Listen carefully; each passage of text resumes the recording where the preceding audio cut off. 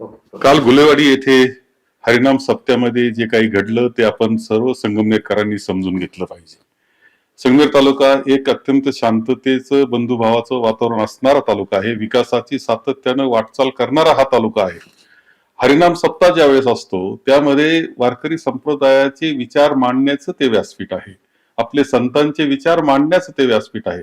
याच्या काही मर्यादा सुद्धा आहेत, याचे काही पथ्य आहेत आणि त्यामध्ये पथ्य हेच आहे की राजकारण इथे नको, कारण इथे सर्व राजकीय पक्षाचे आपण एकत्र व्यासपीठावर येत असतो. एक बंधुभावाचं वातावरण तिथे निर्माण होत असतं.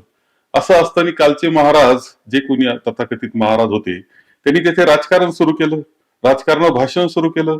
थोडा विरोध तर नागरिक साहजिकपणे करणार आहे, तो विरोध सुद्धा अत्यंत शांततेच्या पद्धतीनं ते विरोध करत होते हे आपण लक्षात घेतलं पाहिजे.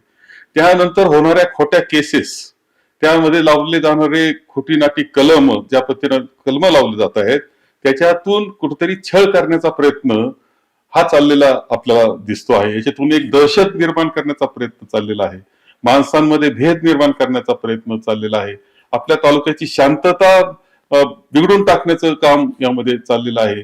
जो तालुका अत्यंत सुजलाम सुफलाम शांततेचा वाटचाल करणारा आहे, त्याचा विकास कसा मोडता येईल अशा काही शक्ती, विकास कसा मोडता येईल याच्या काही शक्ती प्रयत्न करतायत, त्याचा तो भाग आहे हे लक्षात घ्या. मागे सुद्धा विधानसभेच्या अगोदर एक असाच मोर्चा काढण्यात आलेला होता. त्यावेळेस ज्या गोष्टी होतात, निवडणूक आली की असा मोर्चा काढायचा, वाईट साईट भाषणे करायचे, इथलं वातावरण खराब करून टाकायचं.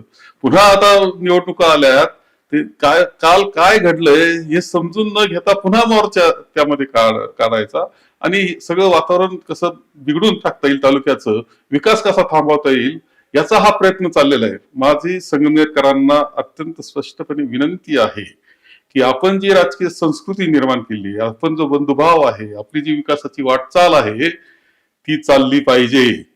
ही आपली असलेली जी संगमनेरची एक वेगळी सुसंस्कृत संस्कृती आहे ती टिकवण्याची जबाबदारी आपली आहे. त्याचा कुणी मोडण्याचा प्रयत्न करीत असेल तर ते थांबवण्याची जबाबदारी सुद्धा आपली आहे.